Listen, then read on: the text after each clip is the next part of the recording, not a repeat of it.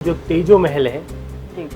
जिसको हम ताजमहल भी कह रहे हैं, पहले टाइम में जो वहाँ पर मंदिर ही था। जितने भी हिंदू टेम्पल्स थे उनको जो डेमोलिश करके इन्होंने मस्जिद बना दी, कहीं पे किला बना दिया और सारी चीज़ों को जो है तार तार कर दिया ताजमहल का। उसके अगर आजू बाजू की वाइब्रेशन देखें, जगह को देखें, तो वहाँ ऐसे ही प्रतीत होता है कि फीलिंग ऐसी आती है कि यहाँ कहीं ना कहीं भगवान जो है निर्मित है। जल चढ़ाया तो उसके अंतर मन की कहीं ना कहीं कॉन्शियस की जो है आवाज़ आती है मन के अंदर, तभी इंसान कोई चीज़ करता है। ताजमहल का जो स्थान है वो पवित्र स्थान है और वहाँ पर जरूर 100% बहुत साल पहले मंदिर ही होगा। नमस्कार, मैं सचिन कुमार, आप देख रहे हैं न्यूज़ ट्यूब भारत।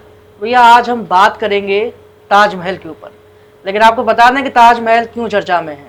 ताजमहल पर कुछ लोगों ने जल चढ़ा दिया, उसके बाद पुलिस ने उन्हें गिरफ्तार कर लिया और तमाम धाराओं में उनको कैद कर दिया है। लेकिन बात यह है कि भैया तेजो महल कहा जा रहा है उसको, जो जिस पर उन्होंने जल चढ़ाया है उसको तेजो महल कह रहे हैं। तो बताइए, ताजमहल को तेजो महल कहना, वो भी इस जमाने में जब सब लोग ये मान रहे हैं कि भैया वो ताजमहल ही था, तो ऐसे में क्या ये किस तरह की मानसिकता है? क्या किसी तरह की इन लोगों को सहायता प्रदान की जा रही है? क्या किन तरह के संगठन ये मानते हैं कि भैया जो ताजमहल है वो तेजो महल है? वही दूसरी तरफ ये भी कहा जा रहा है कि हर तरह की मुस्लिम जो भी संगठन, मतलब कि मुस्लिम जो इमारतें हैं उनको इसी तरह से ख़त्म करने की कोशिश करी जा रही है। पहले जैसे अगर बाबरी मस्जिद का अगर मामला ले लें, या फिर जो राम जन्मभूमि का मामला, या ज्ञानवापी का जो मामला, या मथुरा का जो मामला है, उसमें भी इसी तरह के जो आरोप लगते आए हैं कि ये पूरी तरह से एक सोची समझी नीति है मुस्लिम जो ये कह सकते हैं इमारतें हैं इनको ख़त्म करने की। तो आप अपना नाम बताइए सर, क्या नाम है? जी, मेरा नाम है आचार्य संजय शर्मा। जी, तो आप बताइए कि जिस तरह से ये राजनीति चल रही है कि किसी भी इमारत को जाके बोल दिया जाता है कि यहाँ पे तो पहले मंदिर था, तो उसी तरह से ताजमहल भी अब उसी कैटेगरी में आ चुका है। ये ताजमहल को भी अब तेजो महल कहने लगे हैं लोग। तो क्या कारण है इसके पीछे? जी देखो, पहली चीज़ ये है कि जो तेजो महल है जी, जिसको हम ताजमहल भी कह रहे हैं, पहले टाइम में जो वहाँ पर मंदिर ही था बहुत वर्ष पहले। और जब ये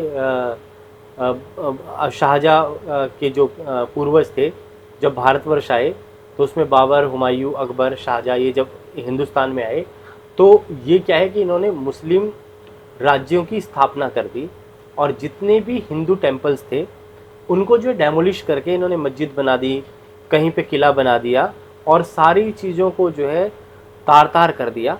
और पहले ज़माने में क्या है कि जो राजा महाराजाएं होते थे वो अपनी हवेली ऐसी ही जगह बनाते थे जहाँ पे खुलापन हो। जो ताजमहल का स्थान है, आप देखें उसके पीछे यमुना जी बहती हैं और काफ़ी ऊंचा स्थान है। और इसमें कोई दो राय नहीं कि हो सकता है कि 1200 ईस्वी से पहले वहाँ पर जो है मंदिर ही रहा हो। और जब शाहजहाँ का राज आया, उन्होंने अपनी पत्नी मुमताज़ महल की याद में जो है वहाँ पर जो है उसको बनाया और उनकी जो है आप देखें कब्र भी वहीं पर ही है नीचे। लेकिन मतलब ऐसा जरूरी तो नहीं हो सकता कि वहाँ मंदिर ही हो और उसके बाद वो जी देखो ऐसा है कि मैं भी वहाँ गया हुआ हूँ और मैंने कई चीज़ों का वहाँ पर आभास भी किया है। क्योंकि देखो, स्थानम बलम प्रधानम, स्थान पर ही देवता की पूजा होती है। वहाँ पे अगर आप जाएं तो पार्क में ना गिलहरियाँ दिखेंगी आपको। जो गिलहरियाँ वहाँ पर दिखती हैं, आप जाएंगे आराम से समझेंगे, वो गिलहरियाँ, जितनी भी गिलहरियाँ हैं वहाँ पे इंसान की बात को समझ रही हैं। वो आप समझो, कुछ आप बुलाना चाहोगे आप उनको, तो वो बिल्कुल आपकी बात को समझ करके आ जाएंगी। और वहाँ पे आप देखोगे कि जो भी माली काम कर रहे हैं, जो भी काम कर रहे हैं, उनके कहने पे, इशारे पे गिलहरियाँ बहुत जल्दी आ जाती हैं।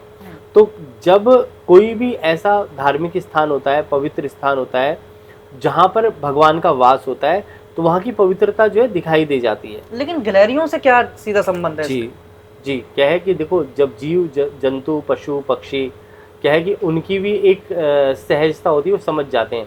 जब बारिश आने वाली होती है तो चिड़ियाँ जो है मिट्टी में सुराख करना शुरू कर देती हैं। तो पक्षी जो लोग हैं वो पहले से ही समझ जाते हैं कि भाई यहाँ पे क्या है। आप देखें उस स्थान को, जो है मैंने खुद आभास किया है, वहाँ पे देव स्थान जरूर रहा होगा।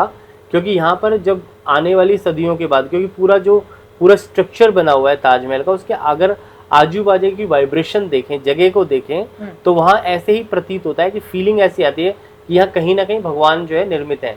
तो अंतर मन में ऐसी आवाज़ मेरे भी आई जब मैं गया पहली बार, जब ताजमहल देखा मैंने, तो मेरे को लगा। तो मेरे साथ जो लोग थे वो कह रहे यार तुम्हें भ्रम हो जाता है बहुत जल्दी। जब आपको फील हो जाता है कि भाई यहाँ पे ये चीज़ हो सकती है, जैसे यहाँ हम बैठे आके, तो आपको यहाँ पे शांति मिलेगी। आप आधा घंटा मेरे इस स्थान पे बैठोगे, रोज पूजा होती है, तो ये स्थान ना एक दिन इतना ज़्यादा, क्योंकि कालका माई के बिल्कुल चरणों में ये स्थान है, तो यहाँ की वाइब्रेशंस जो होती हैं, जब रोज रोज पूजा होती है किसी स्थान पे, किसी धार्मिक स्थान पे पूजा पाठ होता है, तो उस स्थान की पॉजिटिव वाइब्रेशंस होना शुरू हो जाती हैं। और उस स्थान पे आपके मन में चाहे पशु हो, पक्षी हो, जीव हो, जंतु हो, जो भी पैदा वहाँ पे होता है ना उस स्थान पे, उसके अंदर एक अलग सा आभास नजर आता है। मैंने जो गिलहरियों का उदाहरण दिया, वहाँ के पेड़ पौधों का, आप देखें प्रकृति का, नेचर का, जब आप जाएंगे ना वहाँ पर, आप जब फील करना शुरू करेंगे, मैंने आज आपको बता दिया, आप जाना और वहाँ से किसी माली को मिल लेना, जाके ज़्यादा लोगों से मिलना, किसी माली से मिलना, बोलना कि मेरे को जो है गिलहरी को जो है ना एक मट्ठी खिलानी है, ठीक है। जब आप मट्ठी दोगे और वो जब वो कुछ भी बोलेगा तो गिलहरी ना प्रकट हो तो आप मुझे बोल देना। तो मैं तो मानता हूँ कि हर जगह, क्योंकि कण कण में भगवान है, क्योंकि 5 तत्वों से ही भगवान बनाए, भूमि, गगन, वायु, अग्नि और नीर। तो जहाँ 5 एलिमेंट्स इकट्ठे होते हैं और भगवान की स्थापना हो जाती है, तो वो स्थान जो है कहीं ना कहीं पुराने ज़माने में मंदिर का स्थान रहा है, और कोई प्रचलित मंदिर होगा जिसका में अभी तक आभास भी नहीं है। और किसी ने जल जब चढ़ाया वहाँ पर जाकर के, अभी ये भी चल रहा है एक मुद्दा, मैंने देखा कि वहाँ पे किसी ने जल चढ़ा दिया, तो जो जल चढ़ाया तो उसके अंतर मन की कहीं ना कहीं कॉन्शियस की जो है आवाज़ आती है मन के अंदर, तभी इंसान कोई चीज़ करता है अंतर मन से। तो वहाँ पर उसको कावड़िया है जो उन्होंने जल चढ़ाया, तो कहीं ना कोई कुदरत का आभास होगा। आप देखें कि आप कभी भी जो है जैसे मक्का मदीना में जो है गंगा जल ले जाने नहीं देते कि भाई जो है कि भाई ये ले जाएंगे तो वहाँ पे जो शिव जी प्रकट हो जाएंगे।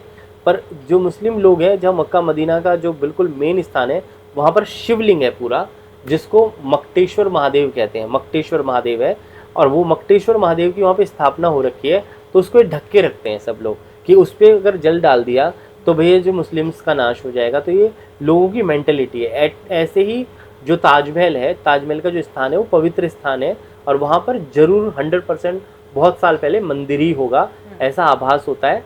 और तो जैसे इस हिसाब से तो मक्का में भी फिर मंदिर ही है। मंदिर ही है, बिल्कुल है वो। हाँ। वो पवित्र स्थान है, और वहाँ पर तभी जो है वो शिवलिंग है, पूरा काफी गुम्बद की तरह बना हुआ है। वहाँ पे शिवलिंग कैसे है, मतलब इसका कोई पुराणों में है, क्योंकि मक्टेश्वर महादेव कहते हैं इसको। अब इन्होंने मक्का मदीना कर दिया, पर मक्टेश्वर महादेव है।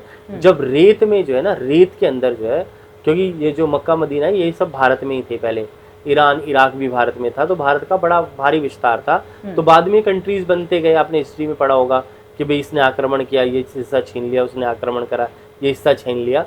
तो ये सब भारत के अंदर ही थे, ईरान इराक ये सब भारत में ही होते थे। आप देखें कि जो लंका थी वो भी भारत में ही थी पहले। तो ये सारे राज्य जो थे भारत से जुड़े हुए थे। तो अब वो क्या है कि जैसे जैसे लोग प्रकट होते गए, तो उस हिसाब से आतिताइयों ने कब्जा कर लिया भारत की स्थिति। अगर ये सिद्ध भी हो जाए कि वहाँ पे ताजमहल की जगह वहाँ पे कोई मंदिर था जी, तो फिर आगे क्या कर सकते हैं? देखो, मैं तो ये कहूँगा कि देखो अभी वहाँ पर भारतीयों की जो है, भारत की अर्थव्यवस्था में कहीं ना कहीं कुछ इनकम भारत की जनरेट हो रही है वहाँ पर। और अगर ये तो सरकार का काम है कि सरकार को डिसीजन लेना चाहिए कि वहाँ पर अगर कुछ मन का बात है, क्योंकि अजूबों में आता है ये, तो वो सरकार डिसीजन लेगी। तो इसमें मैं कोई कमेंट देना नहीं चाहूँगा।